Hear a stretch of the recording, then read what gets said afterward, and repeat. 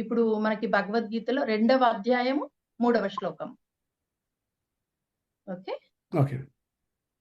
క్లైభ్యం మాస్మగమః పార్థ నైతత్వయుపపద్యతే క్షుద్రం హృదయ దౌర్బల్యం చక్రోత్తిష్ఠ పరంతప.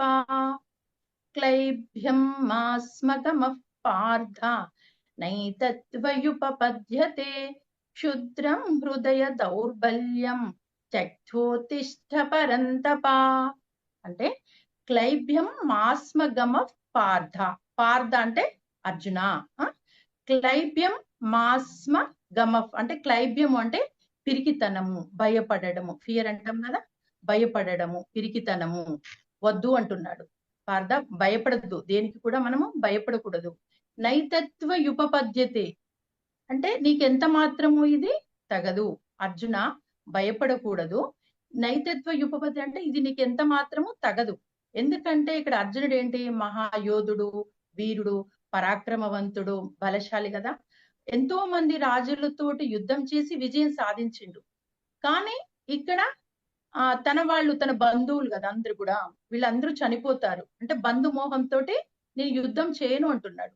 అంటే ఇక్కడ కరుణాదయ కాదు తనలో కలిగింది, బంధువులు అనే మోహంలో పడి నేను యుద్ధం చేయను, వాళ్ళందరూ చనిపోతారనే భయం, బాధ, దుఃఖం అని నేను యుద్ధం చేయను అనేసి అంటున్నాడు.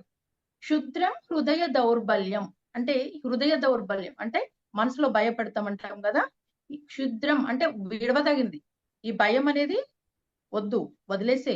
చక్రోత్తిష్ట పరంతప లే, యుద్ధం చేయడానికి సిద్ధంగా ఉండు. పరంతప అంటే ఈ శత్రు రాజులను కూడా గడగడలాడించండి. అంటే ఈయన పేరు చెప్తే కూడా ఇతర రాజులు భయపడుతూ ఉంటారండి. పరంతప అంటే ఇక్కడ ఏంటి, క్లైభ్యం మాస్మగమ పార్థ. అర్జున భయపడవద్దు, అధైర్యపడవద్దు. నైతత్వ యుపపద్యతే ఇది నీకు ఎంత మాత్రమో సరికాదు. క్షుద్రం హృదయ దౌర్బల్యం అంటే ఈ తుచ్చమైనటువంటి ఈ భయాన్ని, పిరికితనాన్ని వదిలిపెట్టేసే, లే యుద్ధం చేయడానికి సిద్ధంగా ఉండు అని చెప్తున్నాడు.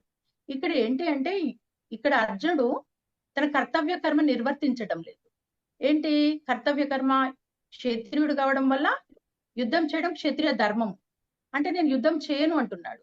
దేనికి చేయమంటున్నాడు, తన భయం, మనసులో కలిగిన మోహంతో కూడినటువంటి భయం వల్ల నేను యుద్ధం చేయను అనేసి అంటున్నాడు. కానీ ఇక్కడ కృష్ణుడు ఏమంటున్నాడు, నీ కర్తవ్య కర్మ నువ్వు చెయ్యి అని కార్యోన్ముఖుడు సిద్ధం చేయడం అంటే తను చేయడానికి, సిద్ధం చేయడానికి తనకు అజ్ఞానాన్ని అనేది బోధిస్తాడు ఇక్కడ శ్రీకృష్ణుడు అర్జునుడికి. అంటే ఇప్పుడు సహజంగా మనం కూడా మన లైఫ్ లో కూడా ఎప్పుడైనా దేనికైనా భయపడతాం అనుకోండి. ఇప్పుడు పిల్లలైతే ఎగ్జామ్ అనగానే భయపడతారు, ఇంకా కొంచెం పెద్దగా ఇంటర్వ్యూకి వెళ్ళాలంటే భయపడతారు, భయం అనేది ఉంటుంది. అంటే భయం అనేది ఉండకూడదు అన్నట్టు. ఇంకా ఒక వ్యాపారం చేయాలనుకుంటారు, అంటే ఇందులో పెడితే లాస్ వస్తుందేమో అని ధైర్యం ఉండకుండా ఉంటారు కదా. అధైర్యపడద్దు, మనం ఏ పని చేసినా కూడా భయపడకుండా ఉండాలి.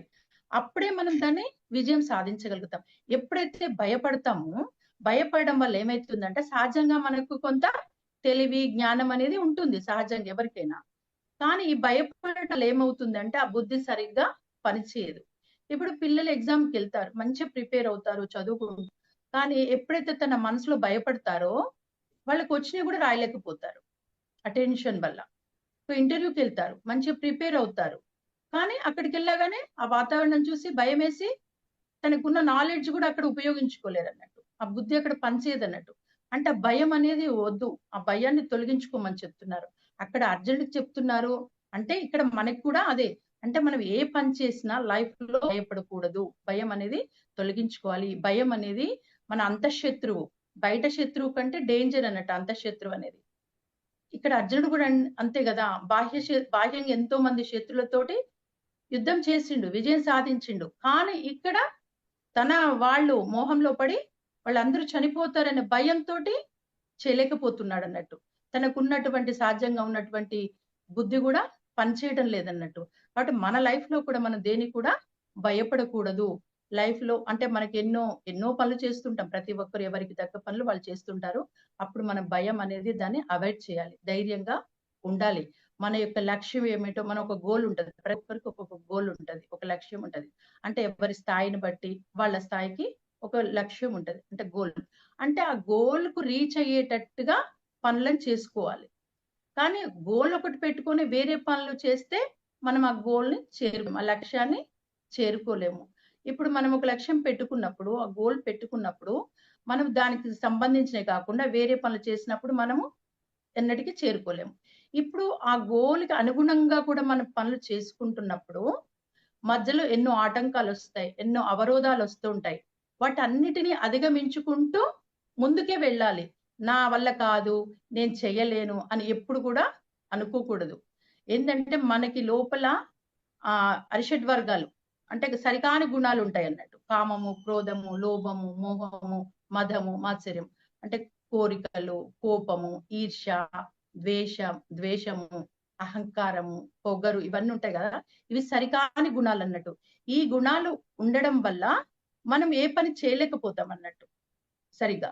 ఎప్పుడైతే ఈ ఈ సరికాని గుణాలను ఎప్పుడైతే మనము ఈ అంతఃశత్రువులన్నట్టు వీటితో పోరాడి అవి మనలో నుంచి పోగొట్టుకున్నప్పుడు అప్పుడు మనం ఏదైనా గోల్ పెట్టుకున్నప్పుడు రీచ్ అవ్వగలుగుతాము. ధైర్యంగా ఉండగలుగుతాము. మరి అలా ఉండాలంటే ఏం చేయాలి? ధ్యానం చేయాలి. ధ్యానం చేస్తేనే మన మనసు పరిశుద్ధం అవుతుంది. ఎందుకు అంటే మనం ధ్యానం ద్వారా మనం శూన్య స్థితిని పొందినప్పుడు ఆ విశ్వశక్తి మనకి వచ్చి అప్పుడు మనము ఒక ప్యూరిటీగా అవుతాం. కరుణ, దయ, ప్రేమ అనేవి మంచి ఏ గుణాలు ఎప్పుడైతే వస్తాయో ఇవన్నీ పోతాయి. ఈ సరికాని గుణాలు పోతాయి. అప్పుడు మనము ధైర్యంగా ఉండగలుగుతాం. ఎప్పుడైతే ధైర్యంగా ఉంటామో మనము ఏ పనైనా చేయగలుగుతాము. మనకు మంచి చెడు విచక్షణ జ్ఞానం అనేది ఉంటుంది. వివేకము, తెలివి ఉంటుంది. అయితే ఇప్పుడు మనం ఇంకేంటి అంటే మనము ధ్యానంలోకి కొత్తగా వస్తారు ఎవరైనా. ధ్యానంలోకి వచ్చిన తర్వాత ధ్యానంలో కూర్చుంటారు. నాకు శరీరం సహకరించలేదు, నేను కూర్చోలేకపోతున్నానంటారు. ఇంకొందరు ఏమంటారు ధ్యానంలో కూర్చుంటున్నా కానీ నా మనసును కంట్రోల్‌లో పెట్టుకోలేకపోతున్నాను. ఒకటే ఆలోచనలు వస్తున్నాయి అనే విధంగా నిరుత్సాహపడి ధ్యానాన్ని ఆపే ఆస్కారాలు కూడా ఉంటాయి. కాబట్టి ఈ ఈ జ్ఞానాన్ని అందించినప్పుడు వాళ్ళు ధైర్యంగా చేయగలుగుతారు. అంటే ఎప్పుడైతే మనం ఆ నిరాశ, నిస్పృహలకు లోను కాకుండా ధైర్యంతో నేను చేయగలను, నేను ధ్యానం చేయగలుగుతానని ధైర్యంగా కూర్చొని పట్టుపట్టి శ్రద్ధతో మనం ధ్యానంలో కూర్చోవడము, మనకొచ్చిన ఆలోచనలు అవాయిడ్ చేసుకుంటూ అలా ఉండి అట్లా సాధన కొనసాగిస్తూ ఉంటే మన గోల్ ఏంటి ఇక్కడ? ధ్యాన సాధన కొనసాగించడమే. మనం ఆత్మానుభూతిని పొందాలి, జన్మరాహిత్యాన్ని పొందాలి. అదే మన గోల్, మనందరి యొక్క గోల్. అయితే ఆ గోల్ రీచ్ అవ్వాలంటే ప్రతిరోజు మనం సాధన చేస్తూ ఉండాలి. ఒకరోజు చేసి ఒకరోజు చేయకుండా ప్రతిరోజు శరీరం సహకరించకున్నా అదే ప్రయత్నం చేస్తూ ఉండాలి. కూర్చుంటూ ఉండాలి. కూర్చుంటుంటే ఆలోచనలు కూడా వస్తుంటాయి. ఆలోచనలు కూడా అవాయిడ్ చేస్తూ ఉన్నప్పుడు మనకు ఆలోచన రహిత స్థితి వస్తుంది. అప్పుడు మనకి ధ్యాన శక్తి, విశ్వశక్తి, ప్రాణశక్తి మనకి వచ్చి మనం ఒక ప్యూరిటీగా అవుతాం. మనలో సరికాని గుణాలని వదిలివేయగలుగుతాం. అప్పుడు మనలో ఒక మంచి లక్షణాలు, దైవ లక్షణాలు వస్తాయి. ఎప్పుడైతే మనం ఆ సాధన చేస్తున్నప్పుడు మన లక్ష్యం ఏంటో మనం తెలుసుకోగలుగుతాము. ఆ లక్ష్యానికి అనుగుణంగానే మన పనులు కొనసాగిస్తూ ఉంటాము. ఎలాంటి ఆటంకాలు వచ్చినా వాటిని అధిగమించే కెపాసిటీ అనేది మనకి వస్తుంది.